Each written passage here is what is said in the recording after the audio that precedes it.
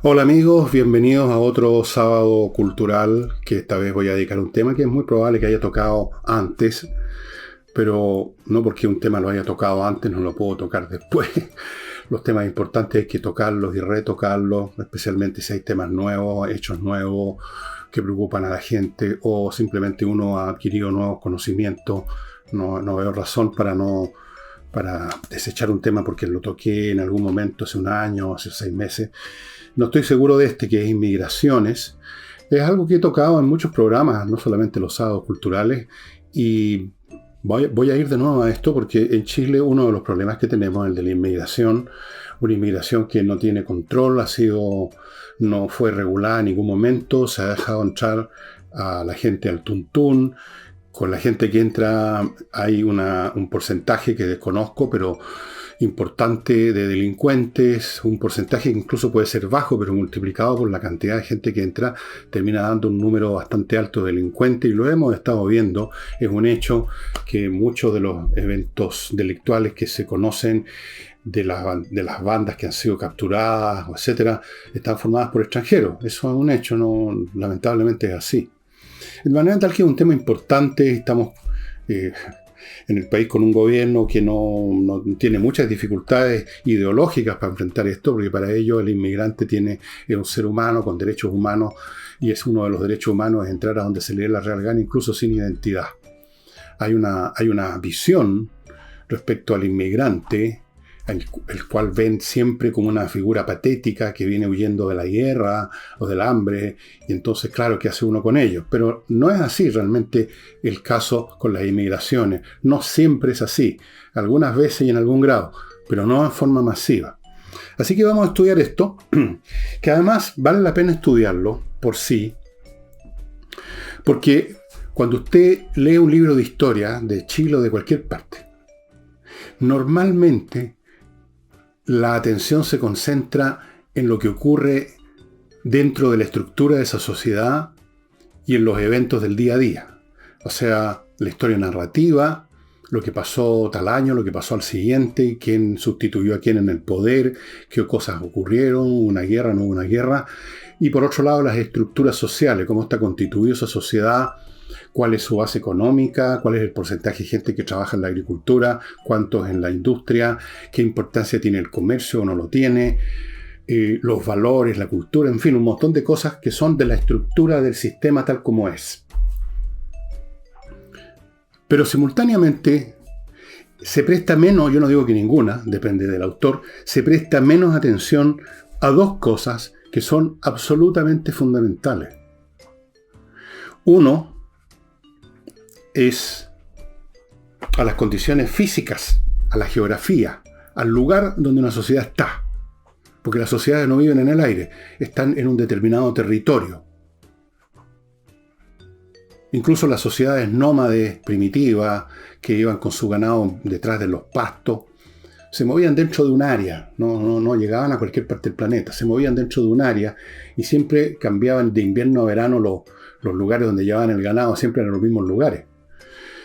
Una sociedad está afincada en un territorio, con o sin fronteras determinadas, pero en un territorio.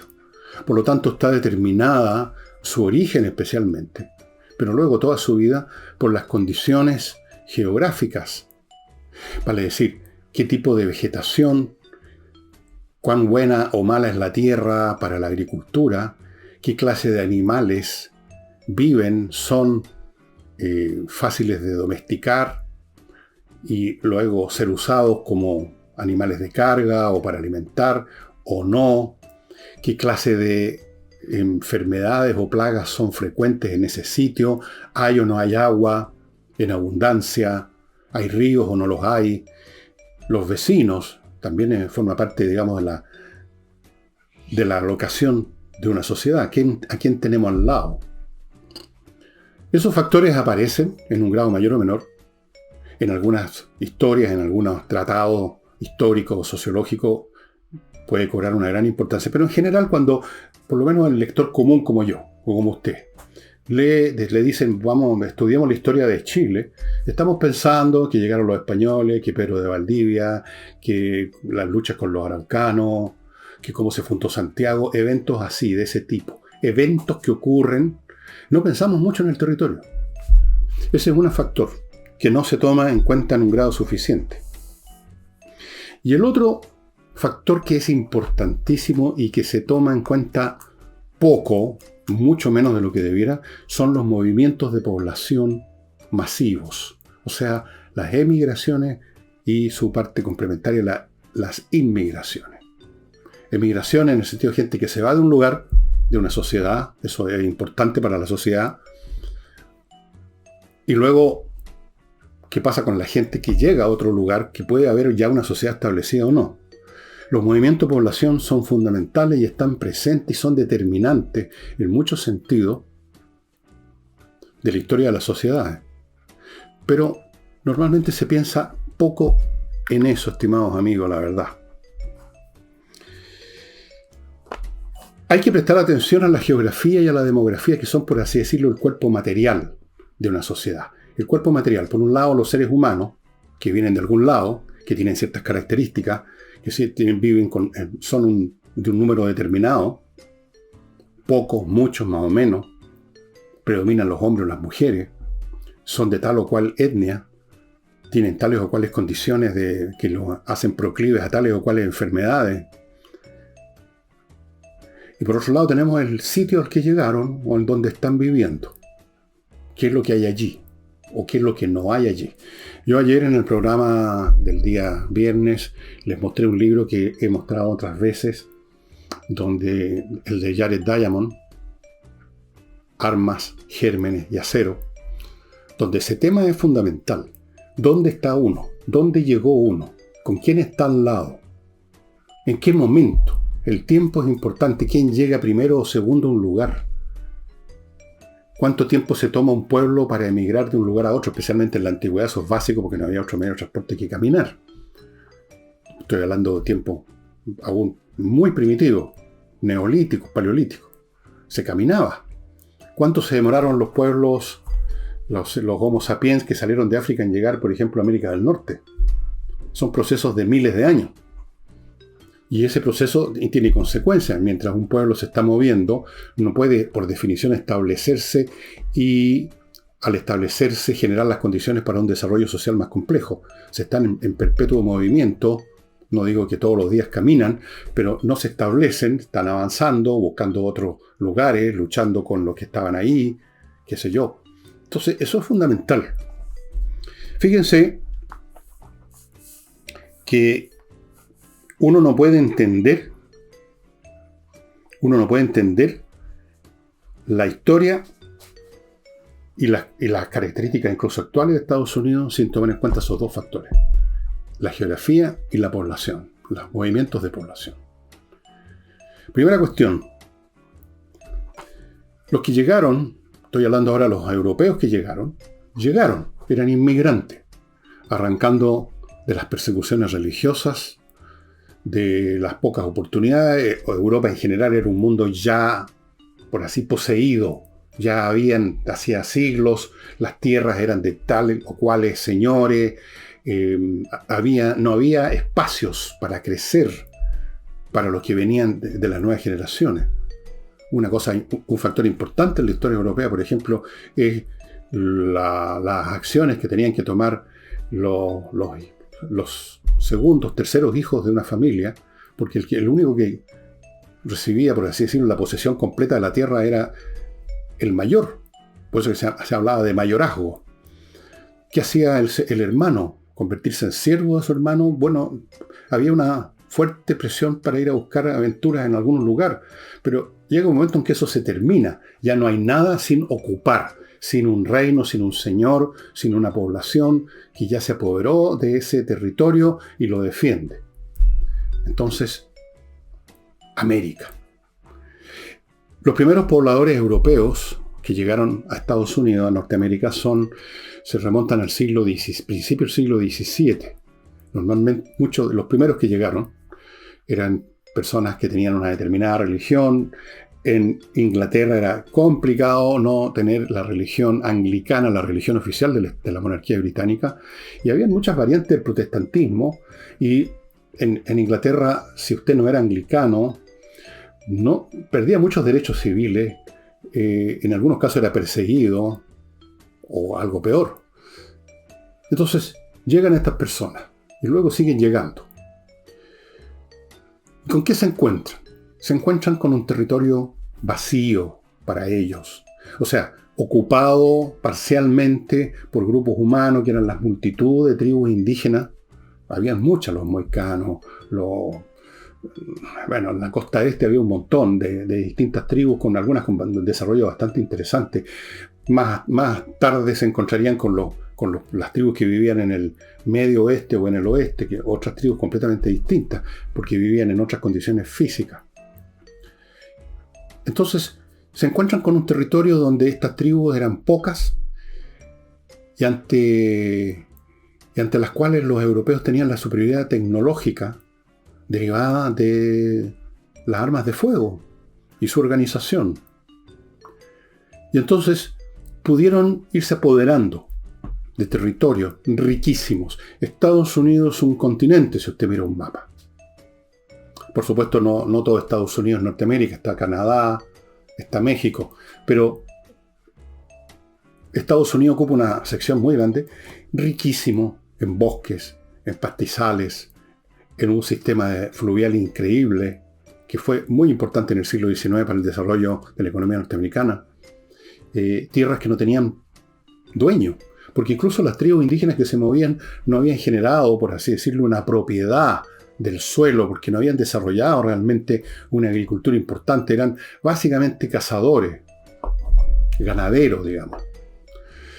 Entonces la tierra estaba ahí para el que llegara a tomarla. Y muchas otras riquezas, que todavía, minerales, que algunas se pudieron empezar a explotar de inmediato y otras esperaron más adelante que Estados Unidos se desarrollara como una sociedad industrial con tecnologías más avanzadas. La historia de Estados Unidos deriva de la llegada en distintas oleadas, en distintos momentos, de masas poblacionales de Europa y que llegaban a un territorio vastísimo que tenía espacio para todos ellos. El Far West, por ejemplo, el lejano oeste. ¿Por qué se llama lejano oeste? Era lejano para los que vivían en la costa oeste.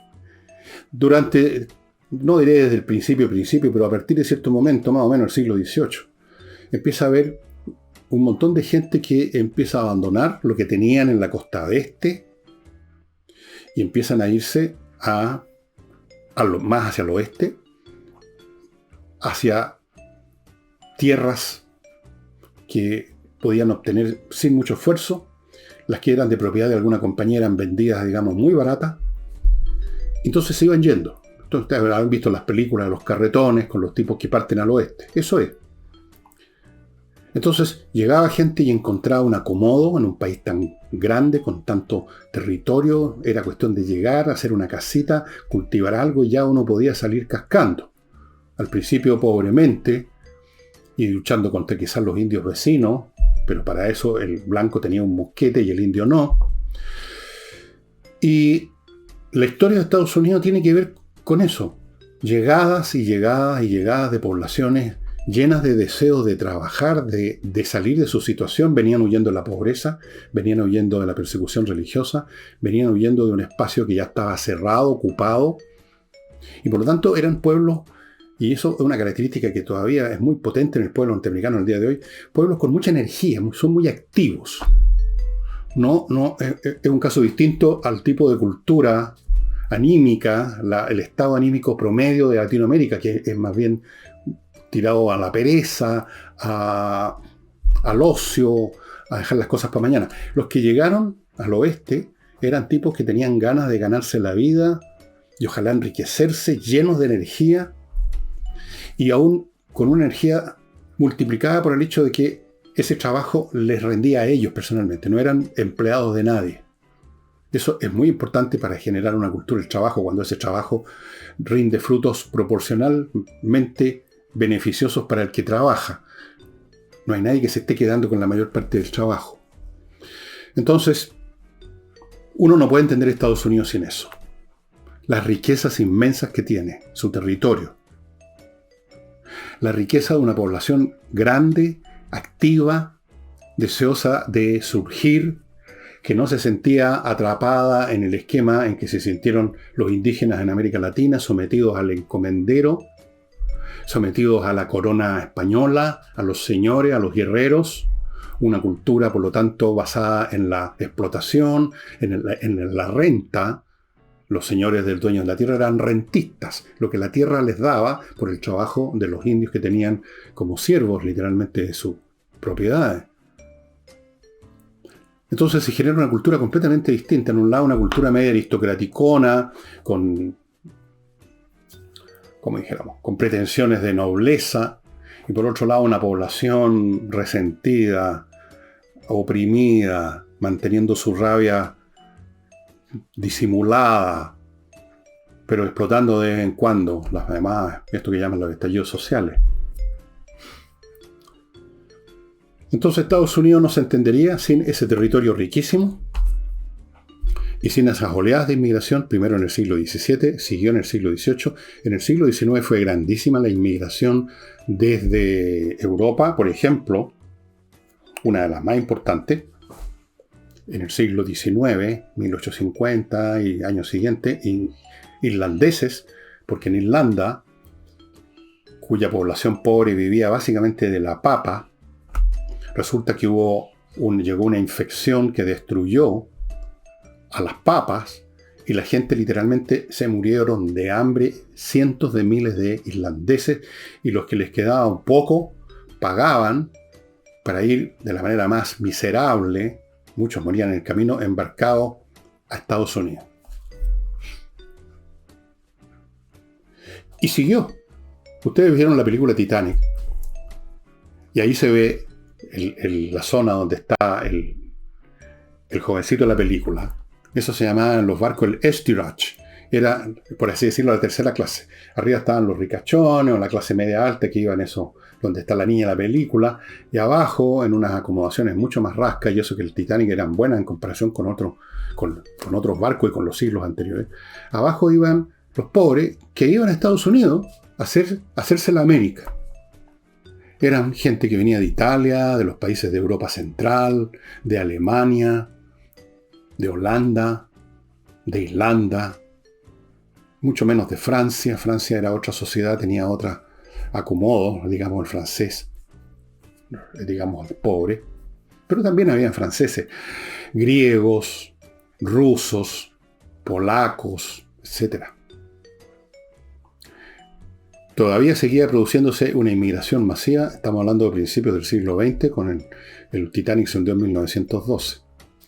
Así es que este proceso continuó y cada una de esas oleadas llevó algunos males. Por ejemplo, el porcentaje de delincuentes que llegaron de Italia, el porcentaje fue importante y de ahí surgen las mafias, los Al Capone, los Frank Nitti y todo eso. Pero por otro lado también surgen un montón de personas que fueron extremadamente importantes para el crecimiento de Estados Unidos. Y antes de continuar con esto, y voy a retroceder en el tiempo a la Grecia preclásica, me voy a permitir, amigos, recordarles unas cosillas. Oxinova, este producto que tengo por aquí, que usted ya ha visto muchas veces, que permite destruir los malos olores por la destrucción de las bacterias que lo producen. Este polvito se mezcla con 1 litro de agua, más o menos. Lo deja usted el tiempo que se explica aquí en las instrucciones. Si lo deja menos, no le va a funcionar. Pero no cuesta nada tener un poco de paciencia y esperar el tiempo adecuado. Luego que está formada esa colonia de bacterias, usted que no la va a ver. Usted va a ver el agua, como siempre, un poco más turbia. Usted vuelca esto donde están los malos olores, por ejemplo en un pozo séptico, y se acabó el problema. Porque estas bacterias aeróbicas van a destruir las bacterias anaeróbicas que producen el mal olor. Esto también sirve, perdónenme la alergia, esto también sirve para un departamento, una casa común y corriente que no tiene pozo séptico, obviamente, pero igual se juntan malos olores en distintas partes. Continúo con ya lo dije. Continúo con Kaizen Automotriz. El Kaizen se dedican a la mantención preventiva. Esto es tan importante como mantener bonita la carrocería, que es lo que hace AutoWolf. Lo que hace Kaizen es que usted lleva su vehículo, que todavía está funcionando, que no ha tenido ninguna pan, pero ellos lo auscultan con tecnología, con aparatos, con sensores, con el conocimiento que tienen sus técnicos, y cualquier cosa que esté dando las primeras señales de que va a haber una PAN, y las PANes siempre se producen cuando uno está usando el auto y uno queda botado, lo van a detectar y lo van a reparar. Y por lo tanto usted se va a evitar un bochorno, se va a evitar el chasco de quedar parado en cualquier parte. Kaizen Automotriz, el otro era AutoWolf. Ya, no importa. Continúo con Gigena, amigos. Gigena, yo quiero insistir en un punto con esta academia de música. Primero, las clases son online. Eso las hace muy potentes y muy cómodas. Usted no tiene que moverse de su casa. Usted, si tiene un piano, se instala en el piano y pone arriba en la cubierta del piano, pone el computador conectado con la clase. Si tiene una guitarra, más fácil. Y hay clases para montones de instrumentos. Piano, canto, que también es un instrumento la voz, saxofón, clarinete, batería, bajo eléctrico, guitarra, ukelele, percusión, flauta dulce y traverse, violín, etcétera, etcétera. Lunes a sábado de 9 de la mañana a 9 de la noche. Fundamental para los niños. Yo le he contado muchas veces, y es verdad, que el ajedrez, del cual hablaremos más adelante, es muy importante para la formación mental de los niños. La música también. Ustedes saben que hay orquestas juveniles, orquestas de niños en Chile y en otras partes. Sistemáticamente los niños que han estudiado, que están estudiando música, tienen mucho mejores resultados académicos. ¿Por qué? Porque la música de verdad, por supuesto, y el aprendizaje de un instrumento ordena y disciplina la mente, aparte del placer que da la música, de una manera impresionante. Cualquier estudio, de hecho, disciplinado, produce ese efecto. Pero la música tiene, digamos, un plus. El plus es el agrado con que se aprende música y se toca música, cuando uno ve que está tocando mejor, cuando uno ya sabe cómo afinar la guitarra para sacar el modo menor, una nota, o un modo mayor, cuando uno empieza a aprender cosas. Entonces, es para los niños fantástico y para los adultos también, estimados amigos. Si usted tiene horas libres y no haya que hacer con ellas, o las pierde viendo seriales, o viendo tele, o dormitando, pruebe Gigena. Y pruebe gratis la primera clase demo. Así usted puede sin ningún costo ver si le gusta o no. Entre al sitio de Gigena, que está viendo ahí, gigenaproducciones.com, y vea cómo le va a cambiar la vida a la música. Y termino este bloque con USA, inviertanusa.cl. Esta vez no voy a meter la pata, que le permite a usted invertir en bienes inmobiliarios en Estados Unidos con toda clase de facilidades. Primero, porque inviertanusa.cl le abre un portafolio repleto de opciones para que usted se regodee. Compre una casa en Wyoming, un departamento en Orlando, en Miami, una playa acá, un centro comercial que funciona en Montana. Muchas opciones. Eso ya es fantástico. Segundo, le abre cuenta en bancos norteamericanos. O sea, usted puede obtener crédito y operar financieramente con bancos norteamericanos, todo mucho más expedito en Estados Unidos, se lo aseguro, para hacer negocio. Tercero, le puede conseguir viceresidencia, le hace el trámite si usted quiere irse a trabajar a Estados Unidos. Y finalmente, cualquier problema, incluso después que ya se realizó la compra, inviertanusa.cl va a seguir con usted, junto a usted, para ayudarlo a resolver el problema. Nadie más ofrece eso.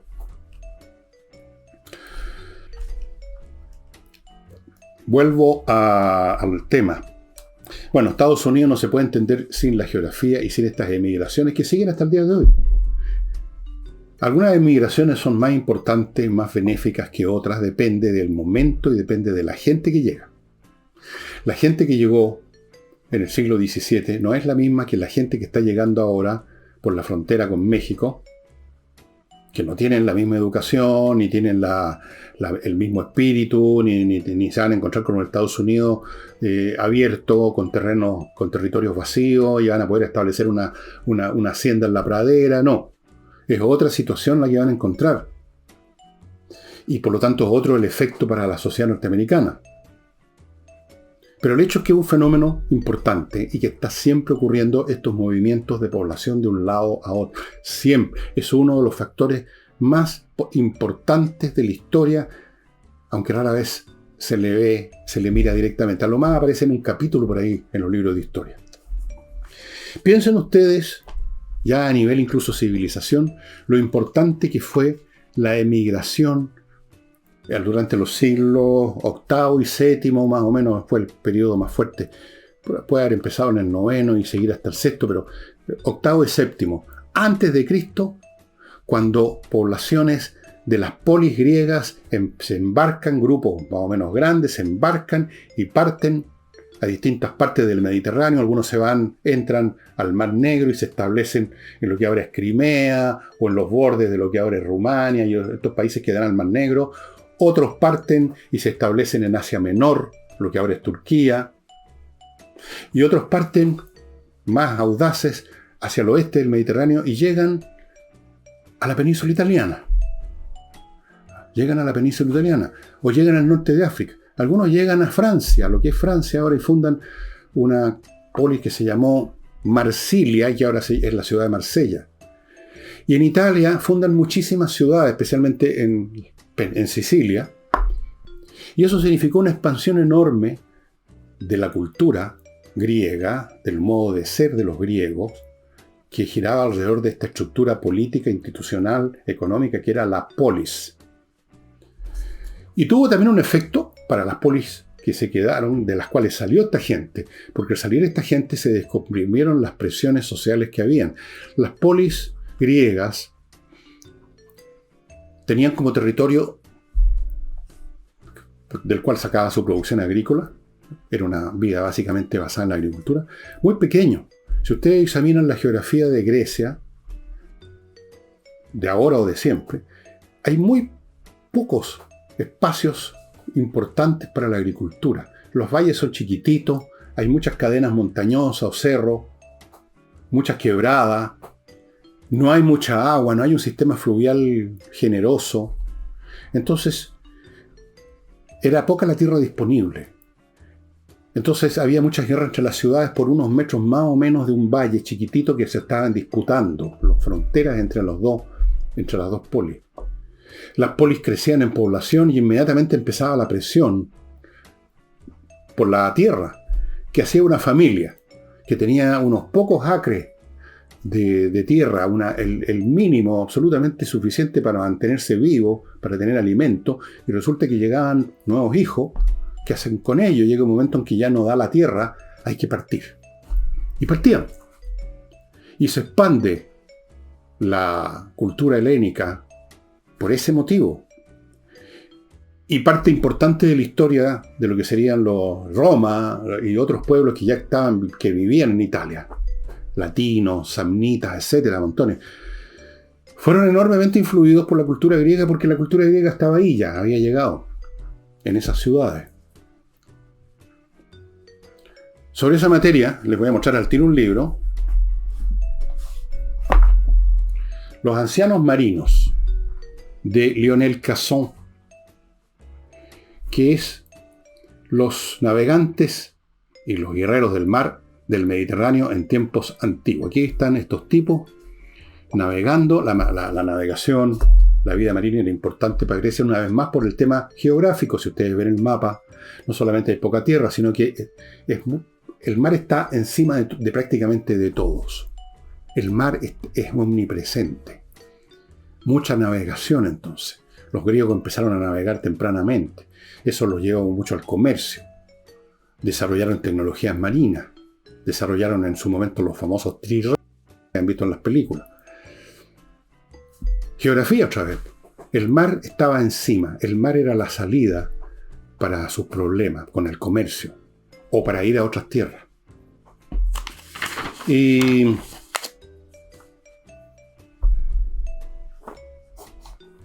otro movimiento de población importante, masivo, porque naturalmente en todo tiempo hay un grupo de gente que está yendo de un lado a otro. Aquí estamos hablando de los grandes movimientos de población. Los bárbaros, que a lo largo de toda la historia de Roma, incluso la historia de la época republicana, estuvieron presionando las fronteras cada vez más lejanas, cada vez más grandes, de Roma, a medida que Roma crecía en su poderío. Primero era una ciudad, después domina Italia, después entra también en Sicilia, llega eventualmente a Grecia, al Asia Menor, a Medio Oriente, a España, a Francia, a todas partes, fue en el norte de África, llegó a Inglaterra, Britania. Entonces sus fronteras eran enormes y en todas partes, en los bordes, pegados a esa frontera, tribus mucho más primitivas, tribus bárbaras, los bárbaros. Bárbaro es una palabra griega, bárbaros, que tiene que ver con cómo los griegos sentían hablar a los que no hablaban griego. Lo sentían como eso, entonces le pusieron bárbaros. Bárbaros eran los que no hablaban griego. Y desde luego no hablaban griego y eran bárbaros en muchos otros aspectos también. La presión de ellos fue tremenda todo el tiempo. Y llegó un momento, en los siglos 3 después de Cristo, una gran crisis. En todo libro de historia ustedes van a ver un capítulo que se llama La crisis del imperio, siglo 3, cuando ya la presión es por todos lados. Fuera de eso habían guerras civiles. En un momento dado en el imperio habían como 3 emperadores distintos. Luego eso se recupera. El primer gran emperador que empieza a recuperar la integridad de Roma y a luchar contra los bárbaros es Aureliano, el restaurador de Roma, le pusieron ya en su propia época. Estoy hablando del año 270, 270 por ahí. Entre el 260 y el 280 es la saga de Aureliano, más o menos, no me acuerdo la fecha exacta. En el siglo V después de Cristo, estamos hablando de los años 400, pero en realidad ya desde el siglo IV esta presión ya se hace insostenible y aquí tenemos un movimiento de población que termina desfondando el Imperio Romano. Por cuota. El año 403 o 4 por ahí, 406, una gran horda de guerreros bárbaros terminan por ocupar la Galia, y ya a la Galia le queda un pedacito muy chico que todavía se puede considerar territorio del Imperio Romano, el resto se constituye en reinos bárbaros. Empiezan a presionar por todos lados, empiezan a apoderarse de terreno.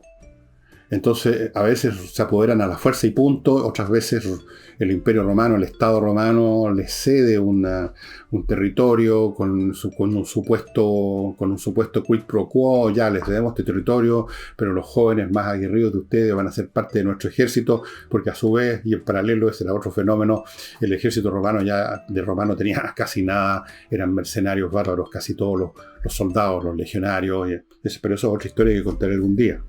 La evolución del ejército romano, de las legiones, que ustedes no son siempre las que ustedes ven en las películas, no fueron siempre iguales. Y después tenemos otro fenómeno de movimiento de población gigantesco que tiene que ver con América Latina, la conquista de América por los españoles. ¿Quiénes eran los españoles? Emigrantes o inmigrantes, pues.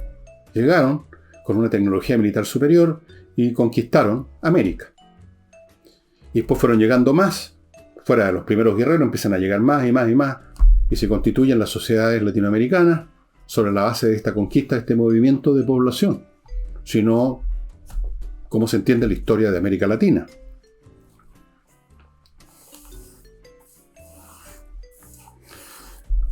Luego en nuestro país, por ejemplo, ya constituido como un Estado. ¿Qué clase de país sería este si no fuera por las sucesivas inmigraciones? No solamente en la época de la colonia española, sino después. En algún momento, y todavía se notan resultados de eso en la zona sur de Chile, inmigraron muchos alemanes. La zona de Osorno, Valdivia, toda esa zona ecológica, económica, tiene una poderosa influencia alemana porque llegaron muchos alemanes ahí. Y su estilo de vida y de explotación agrícola muy eficiente, son gente muy trabajadora. Ahí, digamos, fue súper beneficiosa la llegada de ese grupo. En otro momento, en el siglo XX, empiezan a llegar personas del mundo árabe, arrancándose del imperio turco. En otro momento empiezan a llegar judíos. Uno de mis grandes amigos, fallecido hace unos 2-3 años ya, un gran amigo, Pepe Josiasson, un gran personaje, era un judío polaco. Él nos contó 1000 veces la historia de cómo llegó él a Chile, huyendo, arrancando de la Europa nazi, huyendo de la guerra. Y no fue el único. Los españoles, ¿cuántos españoles nos llegaron acá? En el año 38, 39, no solamente los del famoso barco el Winnipeg que contrató Pablo Neruda, sino que en otros momentos anteriores y posteriores, debido a la Guerra Civil Española, que se inició en 1936, si no me equivoco, y terminó con la victoria de Franco, y entonces muchos españoles que eran o comunistas o anarquistas o de todos esos movimientos, había infinidad de partidos que habían más guerreado entre sí que contra Franco muchas veces, se vinieron a América y muchos llegaron a Chile. Mi madre fue una de las damas de Valparaíso que recibieron al Winnipeg y ayudaron a los que llegaron. Y yo conocí algunos y conozco algunas personas que ya están muy viejas, creo que algunos ya se murieron, que llegaron en el Winnipeg. ¿Qué sería de Chile sin estas personas, sin estos árabes, sin estos judíos, que establecieron un montón de actividades que en Chile no existían o en muy poco nivel? Por ejemplo, la industria textil, muy importante la llegada de los árabes. El comercio en muchos aspectos, los judíos. Fueron importantes, fueron positivos, enriquecieron nuestro país. Ahora están llegando, tenemos también un proceso de inmigración masiva, el más masivo de todos. Es difícil hacer un juicio acerca de hacer una contabilidad final porque esto es una historia que todavía no termina. No terminan de llegar personas y no terminan de acomodarse los que llegaron, no termina de acomodarse la sociedad chilena a este millón o más de personas que han llegado. Pero uno ve aquí y allá señales distintas. Llegaron delincuentes, llegaron con técnicas de delito distintas. El tema de la seguridad ha aumentado, entre otras cosas, por ese factor. Pero también llegaron, y yo conozco un montón de venezolanos, colombianos que han sido enormemente positivos para Chile en montones de áreas laborales. Montones. Profesionales, o gente que trabaja en las empresas de delivery. ¿Cuántos usted, si recibe su casa envíos de los supermercados o de lo que sea, cuántos de ellos nos resulta ser colombianos o venezolanos? Son amables, trabajan bien, hablan bien. Ha sido un aporte por ese lado. Por otro lado, también tenemos el lado negativo. Lo mismo pasó en Estados Unidos con la llegada de los italianos. Muchos italianos se convirtieron en grandes trabajadores, aportaron a las artes, a la música, al cine, a un montón de cosas, y otros se convirtieron en mafiosos, claro. Así pues, estimados amigos, permítanme ahora ver otro bloque. González y compañía, un bufete de abogados especializados dedicados a temas penales.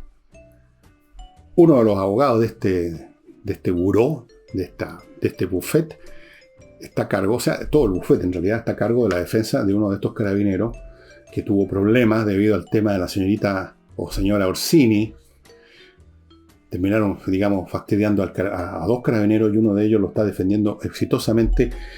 Los abogados de González y compañía son expertos en eso porque varios de estos abogados trabajaron como fiscales antes. Y ahora establecieron su bufete de abogados y son excelentes para tratar temas de derecho penal, que son los más peliagudos.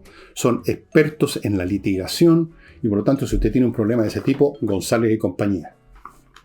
Continúo con lifebalancechile.com, una empresa muy, muy original que va a su casa con un montón de equipamientos a medir todas las variables importantes de su cuerpo para luego de eso y luego de conversar con usted también y de ver qué clase de vida lleva, qué remedios toma, qué enfermedades ha tenido, o sea, de tener un cuadro completo de usted. Recién entonces, con toda esa información, le entregan una guía alimenticia. O sea, olvídese de estas dietas con nombres de fantasía que aparecen en los diarios, que son para todo y por lo tanto para nadie. Esto es para usted específicamente. lifebalancechile.com. Y no olvide mi climo. Gracias a lo cual yo estoy ahora bastante cómodo. Siempre tengo problemas en la nariz con la alergia, pero mucho menos de lo que tendría si no fuera porque el aparatito que me mantiene a la temperatura que yo quiero filtra el aire. Porque yo debería vivir, como saben, como yo soy de otro planeta y me cuesta adaptarme a la Tierra, yo debería vivir en una cúpula con unos tubos de oxígeno. Pero no pude nunca hacer eso. Tenía que trabajar, tenía que moverme. A veces me aumenta, a veces me disminuye. Y ahora con mi clima estoy mucho mejor. Y les voy a mostrar a la pasadita otro libro interesante que se llama El Mar, The Sea Civilization, la civilización del mar, es una manera de traducirlo, pero en realidad es el mar y la civilización. Pero aquí, al hablarse de una historia marítima del mundo, en el fondo se está hablando de una historia de las emigraciones y las inmigraciones también. Porque la gente que se embarcaba, que se ha embarcado, no toda ella es simplemente para ir y volver para hacer un negocio, para llevar una mercadería y luego volver de donde partieron. Muchos de ellos, como estos griegos del siglo VIII y VII a.C., emigraron y lo hicieron ¿por dónde? Por mar. El mar fue fundamentalísimo hasta el momento, hasta el día de hoy.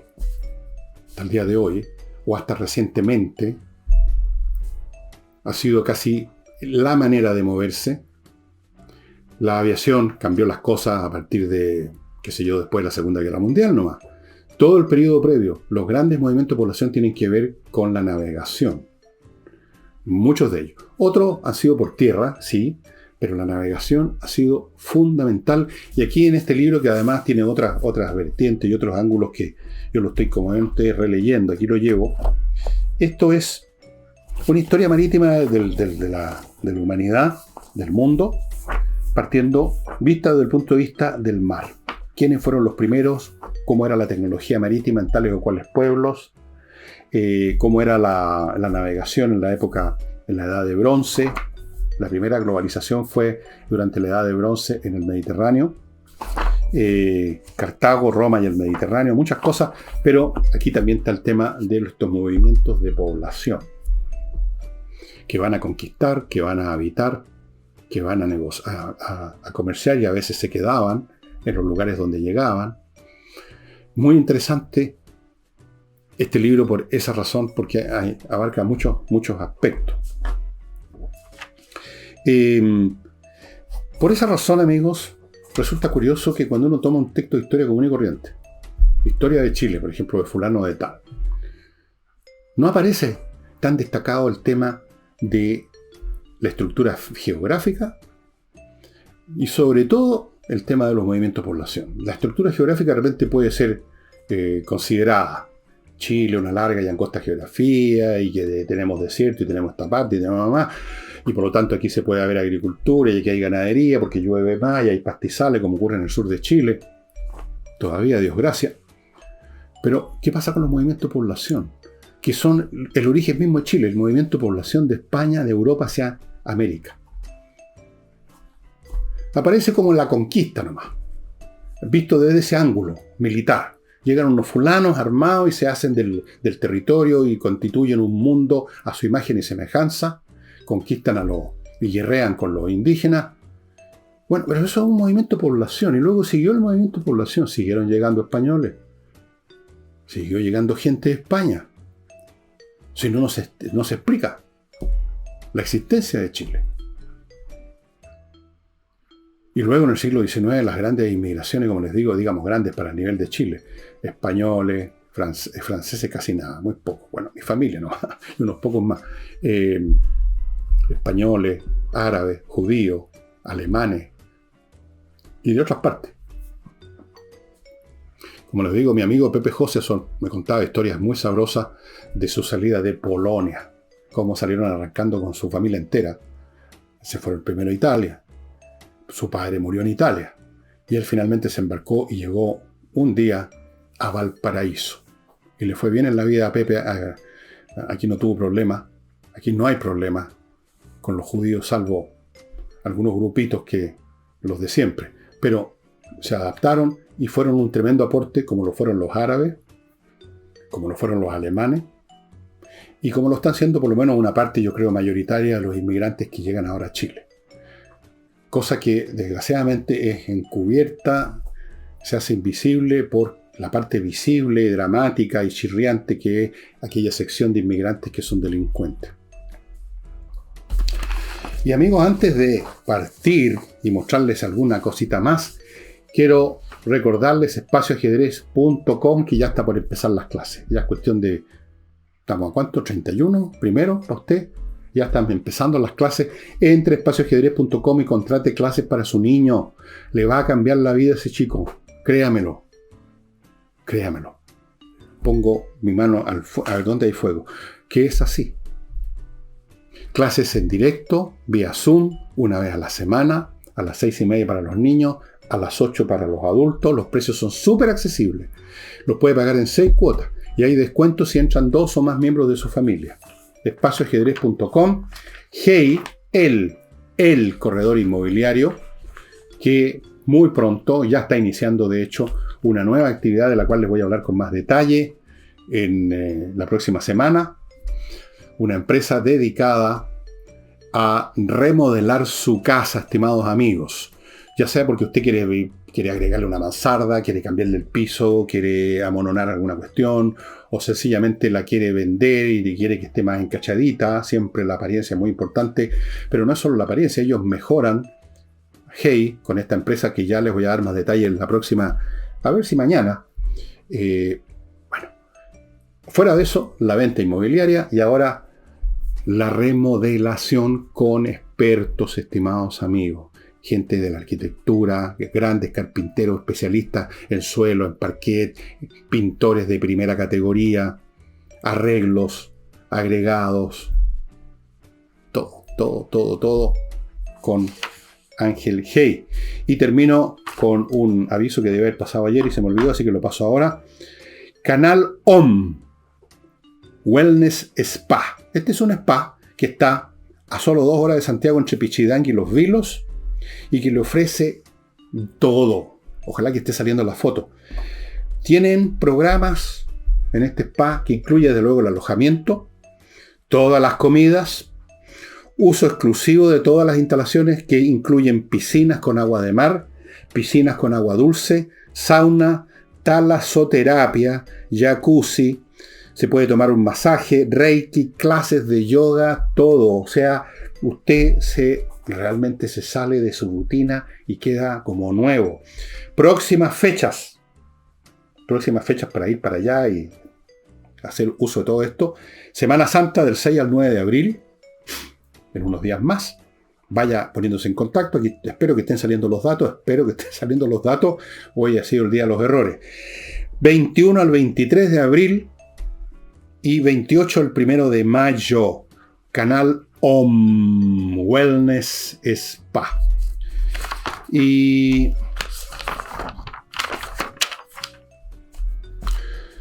quiero terminar este programa sobre la inmigración insistiendo en un punto muy local y que tiene que ver con los inmigrantes que estamos recibiendo ahora. Yo no estoy de acuerdo en la forma como se ha hecho todo esto. No sé quién puede estar de acuerdo con que entren al lote de manera tal que entran personas que son simplemente delincuentes o vienen a delinquir. Narcotraficantes, criminales, sicarios. Pero no olvidemos, para que no nos pongamos en una actitud, digamos, muy sesgada y que puede conducir a acciones y conductas realmente que no corresponden a un país civilizado, no olvidemos que hay una proporción mayoritaria de gente que está haciendo un aporte. Yo les podría nombrar, sin nombre y apellido, persona. La dentista que me atiende es colombiana. No llegó hace mucho, o sea, llegó hace bastantes, pero también forma parte de esta inmigración de gente que se instaló, excelente dentista. Todos, o prácticamente todos, las personas de delivery que yo uso para las cosas que encargo, porque no me muevo a la casa, son venezolanos, colombianos, personas educadas, agradables, nada de esta actitud a veces media agresiva del chileno que andan con la... No, muy buena onda. Conocí trabajadores de la construcción de Haití, en un edificio que se estaba construyendo al lado de mi casa, ya se terminó afortunadamente, muy agradable. Muy agradable. ¿Para qué hablamos de los restaurantes peruanos? Usted seguramente ha ido a un restaurante peruano y no solamente ha comido rico, sino que la atención es excelente, son muy amables y además se entiende lo que hablan. No hablan al estilo chileno, oye. Hablan bien. Han sido un aporte. Hay que regular esto para que no entren los delincuentes, pero han sido un aporte y siempre, en general, sumando, restando, hay un aporte. Pero claro, siempre que se haga bien. Yo no estoy aquí defendiendo la política inmigratoria que consiste ahora en no tener ninguna política de inmigración. Tiene que regularse, tiene que cuidarse para que sea positivo en el mayor grado, para que por lo tanto no se produzcan fenómenos de odiosidades entre distintas nacionalidades y se produzcan situaciones que simplemente son inaceptables.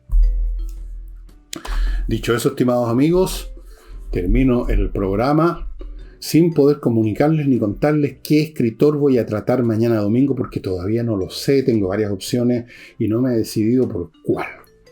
Voy a ver si entre los mails que me llegan o comentarios en YouTube me tinca alguna de las peticiones de... Ahora, tiene que ocurrir que yo conozca a ese actor, porque yo no voy a ponerme a hablar así, digamos, sin tener un mínimo de conocimiento, haber leído a ese autor. Yo no estoy aquí simplemente para leerles una cartilla sobre datos biográficos que ustedes pueden sacar de Wikipedia, mucho más completo que lo que yo les dé. Yo hablo de escritores que he leído y he leído en abundancia. Eso es. Ya, a ver si los sorprendo este domingo y muchas gracias por su atención. Nos estamos viendo.